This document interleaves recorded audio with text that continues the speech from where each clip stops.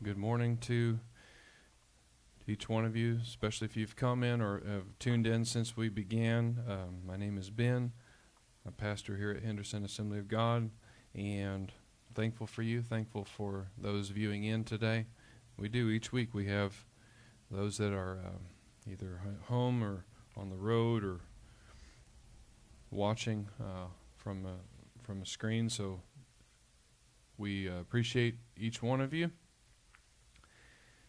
We began a series last week through the book of Ruth called When Tragedy Strikes.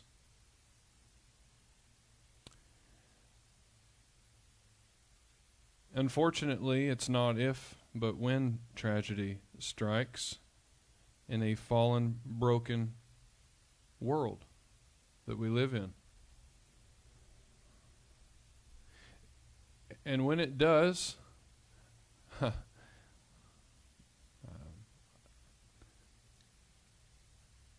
I'm reminded of how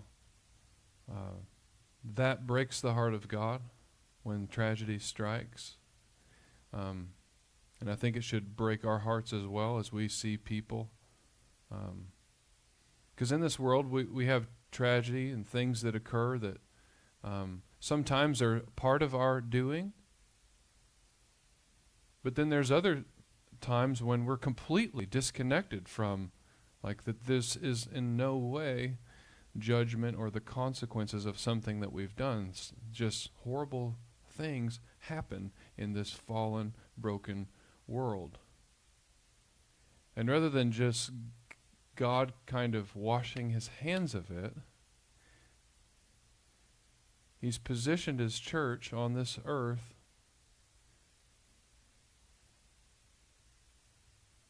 for many reasons, but one of them would be is walking with people as they journey through their own tragedy and their own devastation and their own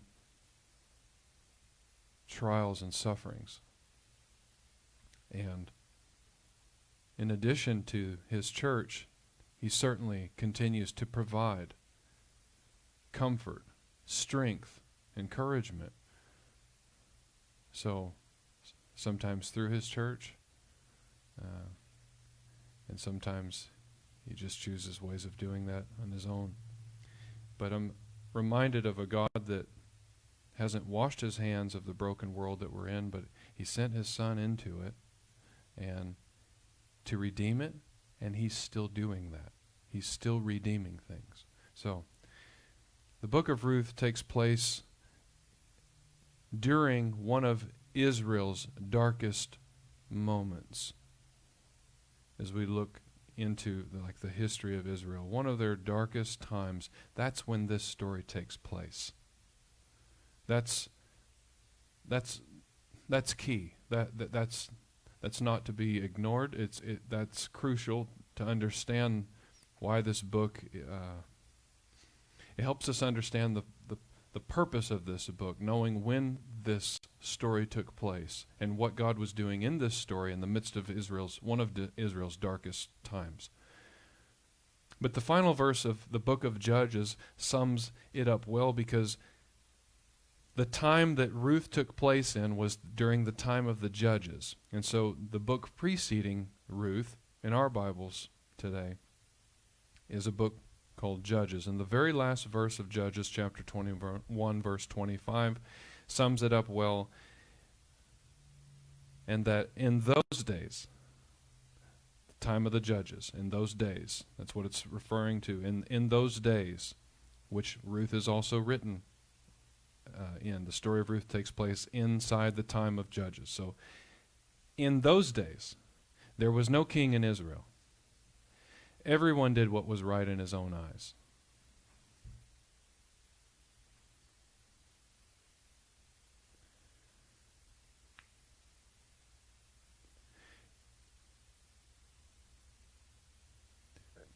The parallels between the story of Judges and where the United States of America, or maybe the West as a whole, is at, is strikingly similar. And so I'll let you determine where in the book of Judges we're at as a portion of the world. But if you want to get an idea of where things can go if left unchecked, read Judges. It is a dark book. But Ruth takes place in the midst of this darkness as like this ray of hope, this ray of sunshine. The book of Ruth stands as a testament that even in the worst of times, God is present. And He's at work. And so no matter what you are facing or what you or a loved one is up against, there is nothing that our God can't redeem. Nothing. And that leads us to where we're going to pick up. No, actually, I'm sorry. I missed a paragraph. Let's maybe bring you up to speed, because we just looked at the first few verses of chapter 1 last week. So we open chapter 1, and we're introduced to this family, and this will help us as we're kind of reading our text for today. We were introduced to a family of 4 that was forced to move from their homeland in Bethlehem area because of a great famine. But not only did they have to leave their homeland, they had to go to a place called Moab. Last week we talked about why Moab was not their first pick of where they would have had to go if they had to leave their homeland. I'll let you go back and watch that message if you want to listen to any of that. But in Moab, family of 4, okay, the father dies. The patriarch of the family, we talked about this was a big deal. Still is, but certainly in that day, in that culture, generally whenever the patriarch of a family dies, it begins the domino effect or an unraveling of a family. So the father dies, and so when the father dies, the mother, Naomi, she finds wives for her 2 sons, trying to keep the family alive. And so things are looking up, but within 10 years, the scriptures say both of her sons died, leaving their wives as widows as well. So now we have 3 widows without any husband, without any form of financial support, without any protection.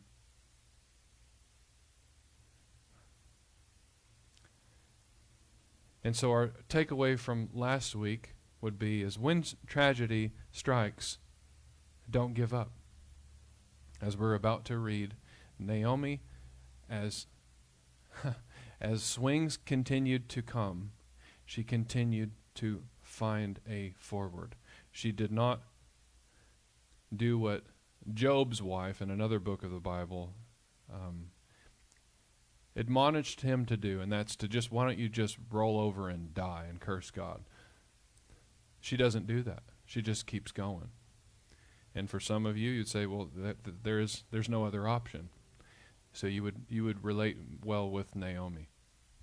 And this leads us to where we'll pick up where we left off. We left off in chapter 1, verse 5. We will pick up in chapter 1, verse 6. And we're going to be reading verses 6 through 14. I'll be reading from the ESV. Then she arose, that's Naomi, with her daughters-in-law to return from the country of Moab, for she had heard in the fields of Moab that the Lord had visited his people and given them food. To glance back to last week, if you missed, there was, again, the famine in the land. Evidently, no more. Verse 7. So she set out from the place where she was with her 2 daughters-in-law, and they went on the way to return to the land of Judah. If you're listening today and you have ever thought that, can I just break from the message just for a moment and just speak to you directly. If you've ever felt like that you are too old to be used by God, or that you are too old to serve a purpose or to be of any use, maybe not just to God, but fill in the blank, that your existence is of no purpose, is basically maybe where you've ever thought or you've entertained that. It's a lie. It's a lie. We serve a God that wastes nothing. And if you are sucking air, if your heart is still beating, if you are still able to lift your head off that pillow, and even if you're not even at that place, you're just, nope, my head's stuck to this pillow, but I'm still ticking. You have purpose. You have purpose. You have a use. God doesn't make mistakes. He has you here. Could He have taken you home? He could take any of us home at any moment. He's the giver and sustainer of life. The fact that you keep living is it's a gift from Him.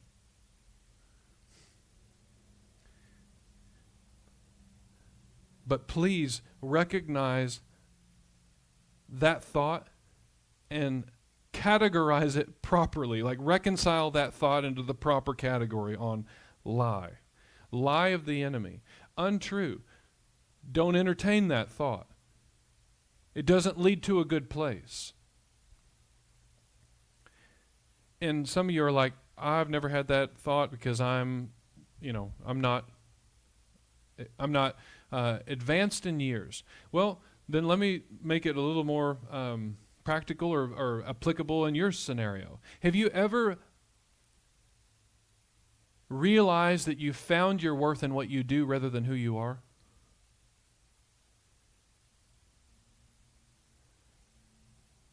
I've had many opportunities that God has graciously and lovingly allowed me to walk through times where in the moment I would have told you, no, my worth as a person is founded in Christ. It is founded in what He thinks of me, what He says of me. And then I've physically been unable to do the things that I have been able to do most of my life. Or the doors that God had opened for me were closing or had been shut, and I was no longer able to do what I did. And I have to be honest with you, in those seasons and in those moments, I struggle with my identity. I struggled with that.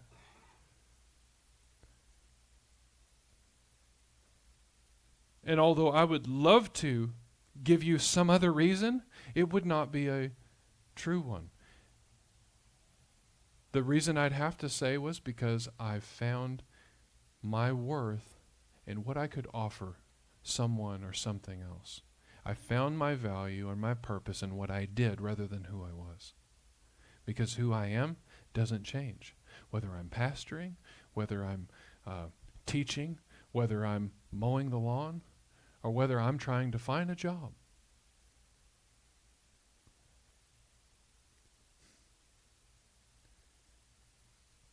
I don't wish hard circumstances upon anyone, but I look back on those times in my life, and in the moment I would have said, this is horrible. I want out as soon as possible. I don't like this season. I don't like where God has me. But I look back and I'm thankful for the moments because it gave me an opportunity to actually see how much of my worth I put in what I did. And we also can be, we can get in that place too.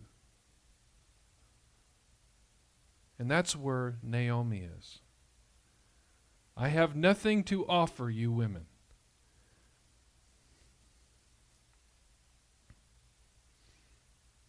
She is defining herself more by what she does rather than who she is.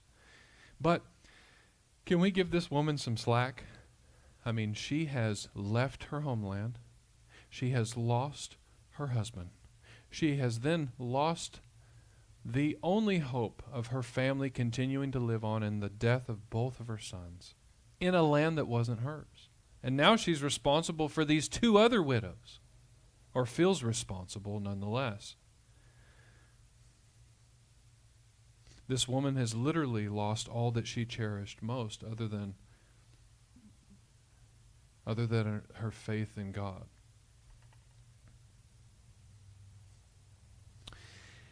And after these three attempts from Naomi, we read in verse 14 that Orpah kissed her mother-in-law. Now, although it doesn't say it there in the next verse, we're going to find out that that wasn't a, hey, I love you. That was a goodbye kiss. In verse 14, Orpah kissed her mother-in-law. We're about to find out that was a kiss goodbye. But Ruth clung to her. The words there, hold fast. In fact, what we see in Genesis 2, when God says that for this reason that man will leave his mother and father and cleave to his, or cling to his wife, the two will become one. That's the same terminology there. That's the same idea. And obviously there's nothing, there's no hint of sexuality involved in that word, but it's trying to create a word picture for us to understand, like she's just doing more than just kind of holding on to her mother-in-law's arm. Orpah kissed her mother-in-law goodbye, but Ruth clung or held fast to Naomi. And so, take my word for it, this is a kiss goodbye from Orpah. And this was expected. This was expected. This is a young woman. And it made sense for her to stay with her people so that she could find a husband, so that she could build a family and recover all that she had lost. This is the decision that makes analytical sense. Especially after a mother-in-law saying 3 times, please go back. But Ruth's response was unexpected. She chose to stay with her impoverished mother-in-law. Coming into Judah, she understood that the likeliness of her choosing to remain with her widowed mother-in-law, that she was choosing to continue to be a widow most likely as well.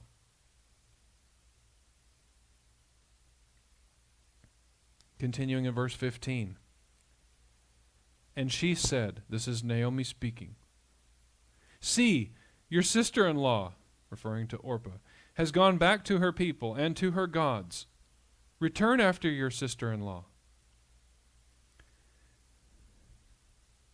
And here comes one of the strongest declarations or of an oath that is uttered certainly in this time in history, but one could argue even in the whole Old Testament. Listen closely through these next few verses. But Ruth said, do not urge me to leave you or to return from following you. For where you go, I will go. And where you lodge, I will lodge. Your people shall be my people, and your God, my God. Where you die, I will die, and there I will be buried. May the Lord do so to me, and more, also, if anything but death parts me from you. Has anyone ever spoke like that to you? I have not been spoken to that way. We kind of make that declaration. I'd say the closest thing that we would relate that kind of a statement to would be wedding vows. If you've ever been married, right? Like, to death do us part. I'm committed to you.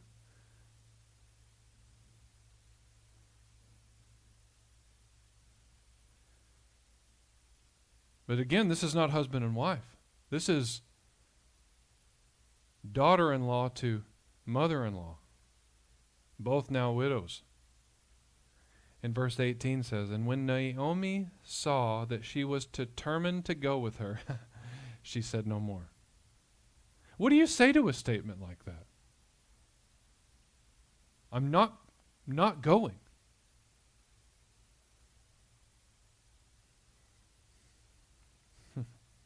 Naomi makes one final attempt. She's already said it 3 times, but on a 4th attempt, she tries to get Ruth to return to Moab. And it is of no use.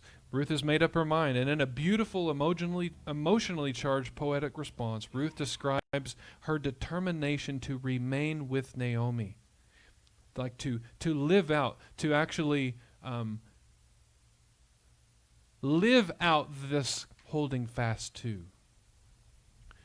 Where you go, I go. Where you stay, I will stay. Your people will be my people. Your God will be my God. Where you die, I will die and be buried. And may God do so to me, and more, if anything but death separates me from you. And while we are not quite sure when Ruth says to Naomi, your God will be my God, we're not exactly sure who or what gods she was referring to there, because the words that were used are ambiguous. But that's in verse 16, but in verse 17, it is strikingly obvious who Ruth is speaking about when she says, Lord, in verse 17. When she says Lord in verse 17, let's go ahead and just read that verse one more time.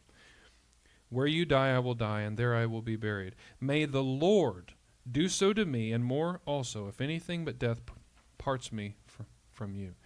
So the word Lord there is the divine name Yahweh. And it's translated as the Lord, in an oath indicating her commitment to the living God.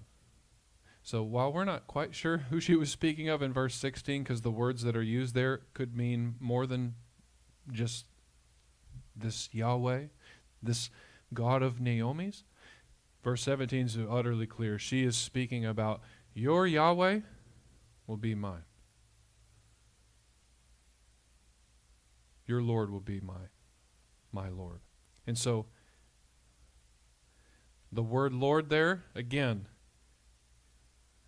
helps us understand the kind of commitment that Ruth is making to Naomi. Not just a commitment to her, but she is committing to Naomi's God as well.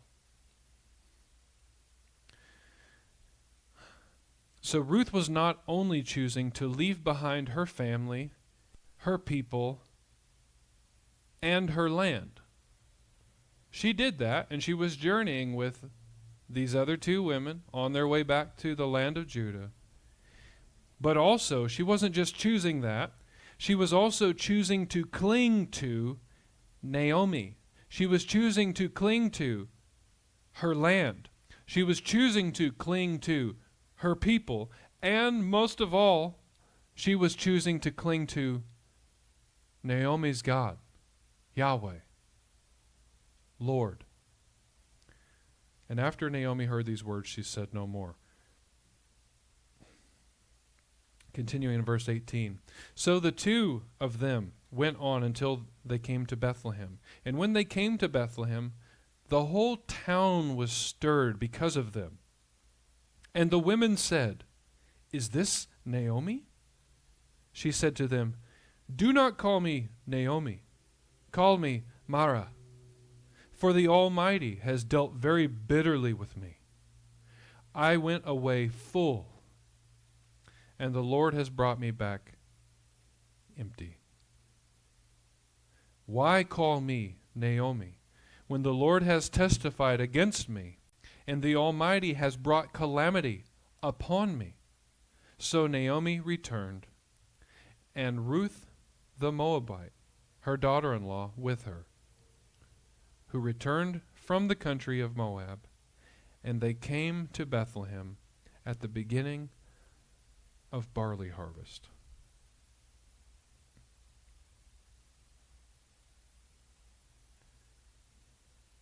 So to the question that was asked from these people in Bethlehem,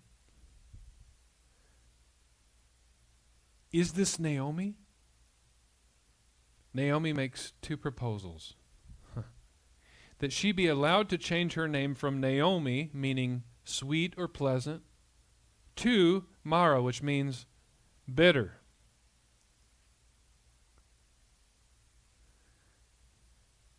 But also that God be held responsible for her suffering.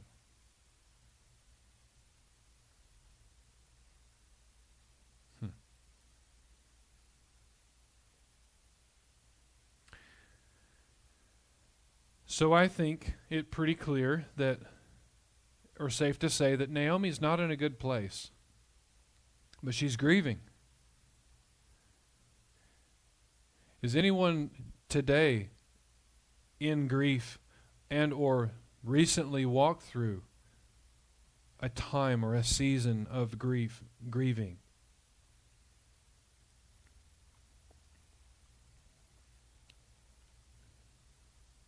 It's not the most analytical process.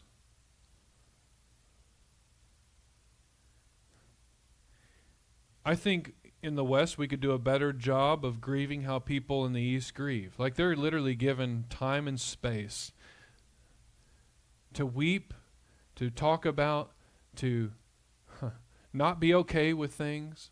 Like they're given like a whole year to just kind of like grieve the loss of loved ones. We try to do grief like we eat around here. Microwave, pop it in the microwave, hit the button, and boom, out comes the wonderful goodness in 30 seconds. But that's not how grief works. I think we have problems with that here in this part of the country because we literally don't take the time necessary to actually grieve. Or that somehow it's a bad thing.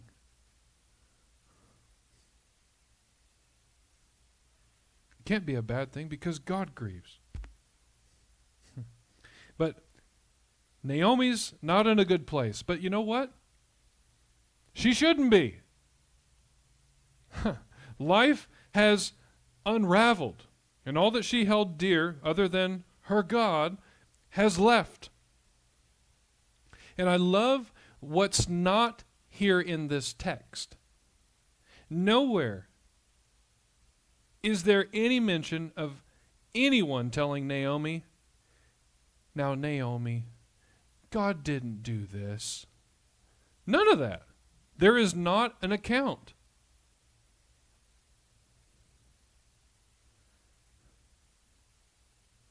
And nowhere is there a mention that, "Now, Naomi, changing your name is just absolutely stupid." Why would you do that? None of that. There's none of that here. Thank God that none of her friends or none of the people there in Bethlehem took that role upon themselves. I think a lesson can even be learned from this, in that if we have someone who is grieving and going through a very difficult time, that sometimes the best thing that we can do is say nothing. Like, you don't have to fix them. There's nothing that's going to come out of your mouth that's going to fix things. Like, sometimes life sucks. Sometimes life is just absolutely unbearably difficult. And to act as if it's not, or to try to correct someone in their thinking as they're just wrestling with their circumstances, I mean, like, is it really helpful? And it's like, no, it's not. It's actually worse. It makes things worse. They're already in turmoil. They're already full of questions. They're already in the midst of their own personal hell. Nothing is said. Naomi's life has gone from sweet to bitter, and she's given the space to wrestle with that.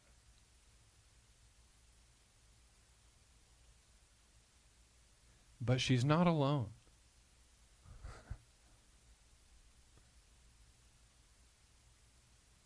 You can be in a room full of people, or you could be in the highest populated city in the world and still be alone. But she wasn't alone. We literally just heard a foreigner commit herself to her. I'm not leaving. I will not leave your side. Wherever you are, there I am also. This is good. Nothing is actually specifically stated, and this is how we are to come alongside those that are grieving, but what a beautiful picture. I'm not going anywhere. Even if I sit here in silence next to you, you are not alone. But she's given the space to wrestle. She's given the space to say things that maybe are not true, to say things that just, we'd want to correct, but no one does. Naomi has lost, in her mind, everything. And yet, no correction is given. No one tries to set her straight, but yet we have a beautiful picture of Ruth beside her, clinging to her. In what seems to even be in the silence of it all. Because that's actually way louder, way more helpful, way easier to understand. The gift of presence. Now, while Ruth's commitment to Naomi is an incredible commitment. I mean, again, the closest thing we have to it is a husband and wife, and is their wedding vows. But Naomi is not much more well off than she was prior to that commitment that had been made, right? Because she's already feeling like, I've lost everything, not just the people I love, but the forms of me being able to have what I need. Have food, have protection, have a future. Like, all that's gone. And although it's beautiful to know, like, this Moabite woman has committed herself to me, and she may have enjoyed just having someone there by her side, she may equally feel responsible now, not just providing for herself, not just trying to forge a way forward for herself, but trying to figure that out for now another mouth to feed, another life to watch over, another person to be responsible for. But in true fashion, as the judges Ruth kind of contrasting darkness and light, kind of the two extremes are at play, this dismal chapter closes out with a few rays of potential hope. Naomi and Ruth return home. Let that sink in for just a second. I'm not going to give you reasons as to why I think this may be the case, but the scriptures actually say that Naomi and Ruth, each of them returned to Judah, or to Bethlehem.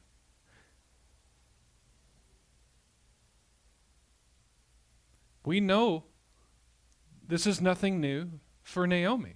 We read how she left Bethlehem because of a famine. We know that she would return. Returning from Moab is like, of course she returned from that. She wasn't from Moab, but it says that Ruth returned to Bethlehem, this region of Judah, or the land of Judah. That's interesting. That's interesting. But she returned. But not just that. This is great. This is kind of where the story began for us as we opened the book of Ruth. This family of four is in this land of Judah. And we now see Naomi's back home. So there's that. I think Dorothy from the Wizard of Oz said something like that, like there's no place like home. So if nothing else, she's back home now. But they're returning home at the beginning of the barley harvest.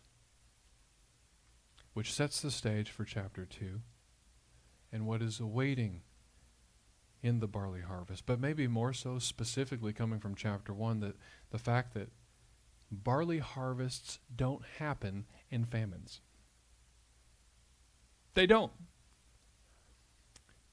But there's a barley harvest. The Lord has visited, and they are back in the land of Judah,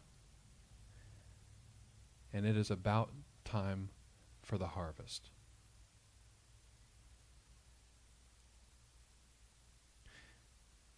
This is a microcosm of what Ruth is in the grander picture of the book of Judges, that it seems like all hope has been lost. Nothing good can come from this. Man, can things get any worse? And the pessimist would say, well, things can always get worse. But then we, like the book of Ruth is this ray of sunshine that we have in this last verse, that Naomi's back home with Ruth, who is committed to her for life. And it's harvest time. Just about harvest time. So where do we go from here? I think a couple of things that we can pull from the text that I feel like are still biblically true is that we see that the first thing that causes Naomi to want to head back home is that the Lord has visited his people. And so there's something to be said about that. And so the way I would maybe word that would say that we should run to the Lord, especially when adversity hits, when we're in the midst of circumstances, whether we're in the actual famine or the season of life that we're walking in, we would describe as such. Nonetheless, we're to run to the Lord. And the beautiful thing here is that we have the gift of the Holy Spirit that's available to us, that like we don't have to go to the temple, and we don't have to go to a priest and have them kill an animal on behalf of us so that we could even come to God, but we can actually right now, wherever we find ourselves, no matter what season, no matter what day, no matter who's left or who's, done what to us, that we can run to the Lord. And we see Naomi, that she's attracted back home because the Lord has visited his people and brought the end to the famine. I think this is good for us. Run to the Lord. The trick of the enemy would be, especially if we're beginning to believe the lie that somehow what we're experiencing is because of God's doing, that kind of mentality would cause us to not want to run to the Lord. It would quite the opposite, actually. And that's where condemnation comes from. Condemnation repels us from going to God. It causes us to want to step further away from him. And it's not true, but that's what condemnation does. But conviction actually brings us to Christ, brings us to the Father, causes that when adversity hits to go to him first, to run to him. And so we see this with Naomi running back home because the Lord has visited his people. And although he has visited his people in multiple ways at this moment in history and time, he's visited his people and blessed them with food. We should run to the Lord as well. Second thing that maybe would be helpful is that we don't need to run off God's provision. If you are grieving, what may make sense to you or what may be natural to your wiring would be, I don't want to weigh anyone down. I got this. Me and Jesus, we can figure this thing out. We always have. We always will.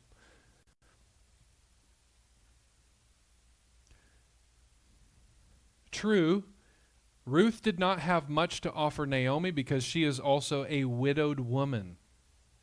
And in that day and age, not much to offer in terms of protection, provision, and all the things that they were needing. But Naomi does a pretty good job of running off Orpah, but she's not able to run off Ruth. And if we are in our own personal hell, and walking through a tough, difficult time. I've said this so many times because I see this play out so many times over and over again in just the Western church. I don't see this actually and hear this from stories of people in other parts of the world, especially where life in general is a struggle. But I see it here where people just isolate themselves, and we see that happening very quickly throughout the COVID times, where people just that were already pulling away completely pull away. And it's very easy for a predator to take out people that are hurt and people that are alone. That's what predators actually do. They try to isolate the weak ones from the pack. And that's, I believe, a strategy and the way that I've seen our enemy of our souls work toward us. And so I would say this, as hard as it would be, and maybe it goes against your very wiring, you know, I'm American, I'm going to figure this thing out, and I don't need anyone, bless God, I'm going to just make it through. Like, you can do that. You've got your free will that's been given to you, so it's your choice. But maybe don't run off God's provision, because the very thing that you need, you might be running off. And although in Naomi's mind, Ruth has not much to bring to the table, as we're going to read in the chapters to come, she is exactly what Naomi needs.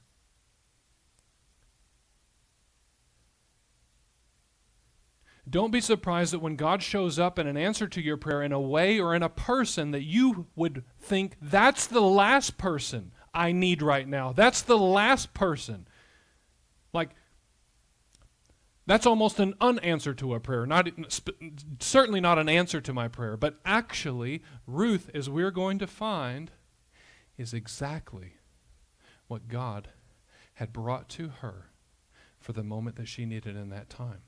If Naomi would have needed a husband in this moment, he would have provided one. He didn't. He provided a Ruth. And as we're going to see, for many more reasons than we'll probably even know on this side of eternity, but we certainly more reasons than we know at this point in the story. God is working a plan.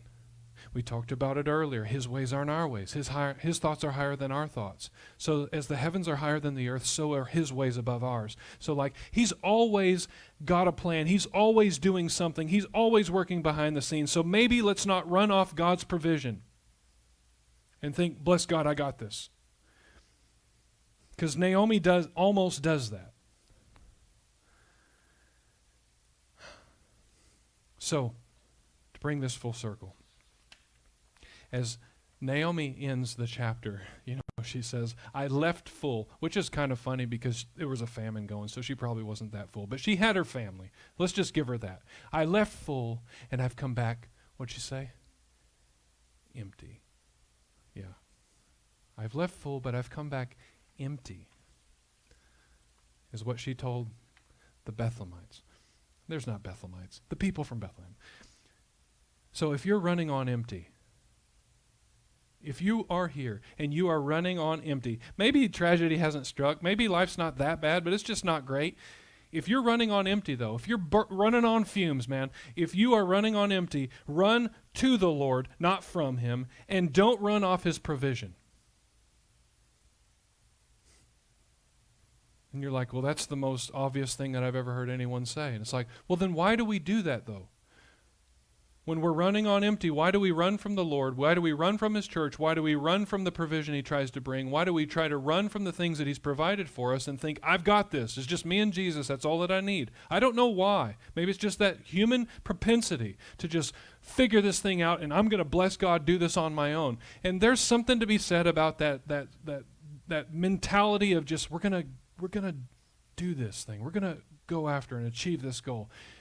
But if unchecked, we can actually go the opposite direction that God has for us. And we can absolutely miss what he's trying to accomplish in and through us. So if you are running on empty, or someone that you know is running on empty, run to the Lord, or admonish and encourage them to maybe run to the Lord. and to not run off his provision. And if you have a Naomi in your life where you've tried to come alongside as a Ruth and they have continued to try to push you away, I would say instead of trying to fix them, instead of trying to tell them all the things that God's word says about their situation, would you just practice the art of presence and do it in silence? Someone who's grieving, someone who's walking through their own personal hell, would maybe someone who's running on empty, would you just willingly, like a Ruth, enter that mess and sit and just be there? If you got something to say or you've got to just get your mouth going, then start praying. As you're sitting in silence, just in your own heart and mind, begin to pray for that individual who's walking through things. Because the truth of it is, if you have someone who's going through difficult times, I don't know about you, but I've thought, what can I say? And it's like, probably nothing, because it doesn't change anything. And thankfully, we don't find someone trying to do that here. Ruth is just there. She's not leaving. We need Ruths. And if you have a Naomi in your life, you need to be the Ruth. We need to be that.